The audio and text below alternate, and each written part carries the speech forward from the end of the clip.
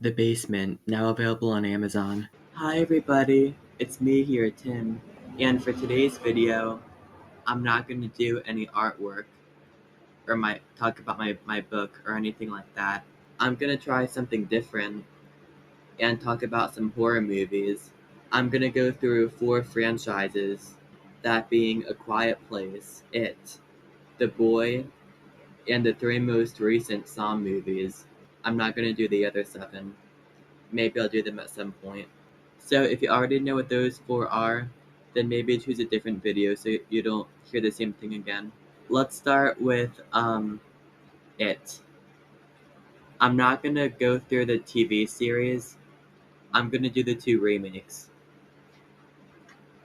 So if you're a big horror fan, like really up in your face terror, you're gonna really like these movies. The first one I thought was really well done. It had kind of everything that you would want in a horror film in there. The second one I was a little bit more iffy about. It was still good, but just not as well done, I guess, as the first one. It's about a creepy clown that haunts these kids, but it shapeshifts. So it could be a walking zombie or a scary painting. Really anything that these kids are afraid of, it turns into. So yeah, if you're a horror fan, then these would be good to watch. But if you're into more subtle horror, The Boy is a PG-13 2-movie collection. Now the first one, I think, is really underrated. It had such good ideas in it that were actually really original. It's about this family, this older couple, looking after a doll as their child, but they're really serious about it. And this woman comes to babysit the doll, and then you could just imagine all the crazy stuff that happens in with it. And the twist at the end of this movie took me by surprise. This was my favorite twist ending. Well, one of my favorites. It was really good and underrated in my opinion. But now the second one, I have a couple more complaints about. The twist that happened at the end of The Boy really contradicted this movie. And what this movie did for the franchise made the ending of The Boy 1 not make any sense. That was really a problem for me, but if I could get past that, it was not a bad movie.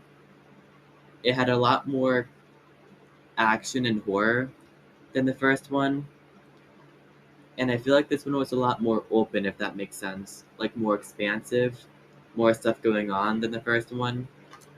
Not that The Boy 1 was lame or anything, it's really good. But this one was more open. So now that we've gone through the big horror, the more subtle horror, let's go into action and suspense. A Quiet Place, the franchise, I really, really like it. The movies are so good, such great ideas, and really, really suspenseful.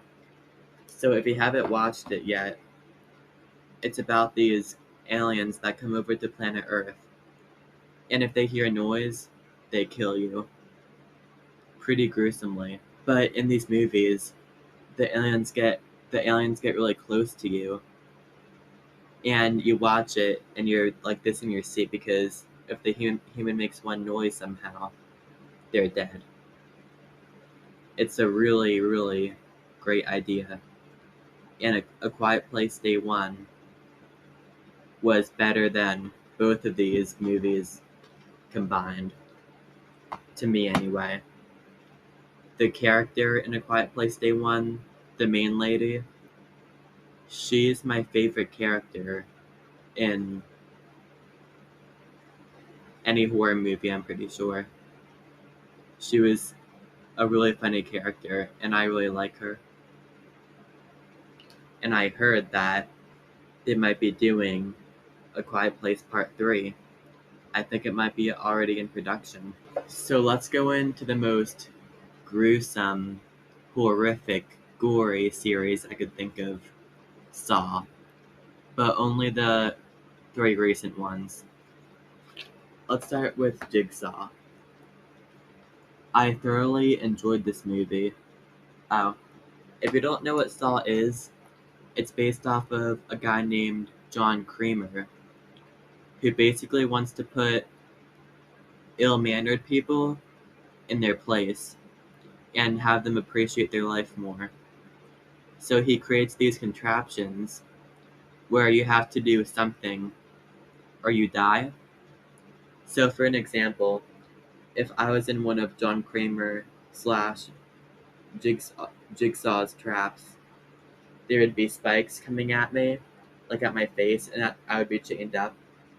And I would have 60 seconds to get out of the chains before I get killed. So I would have to cut off my hands or something like that to survive it. It sounds pretty gruesome, right? Well, that's where these movies go. They're really high on gore. And this movie here was 7 years after the final chapter, and I thought it was a great entry and a great way to kind of bring back the series to make a couple more movies. Then 3 years later, 2020, we got a spin-off, Spiral. Now this movie, to me with movies, it's not did it follow plot rules, it's did I enjoy it or not. And I enjoyed it. Critics didn't like it because it didn't follow rules, but I like the mystery in it. It actually had some plot that some other Saw movies were lacking for me. And yeah, I just really liked it. This was the most different movie in a Saw franchise, and I think they nailed it. But unfortunately, a lot of people don't agree with me. But that's alright. And now the most recent one, I think in 2023, Saw X.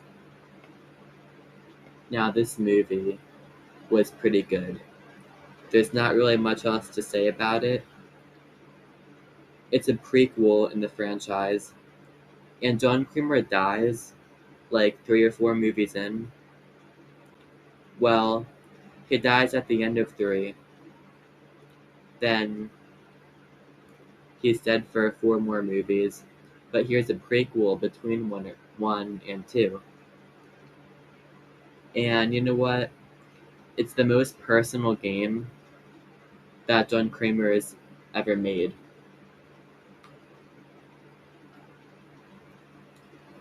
There's a lot of good stuff in this movie.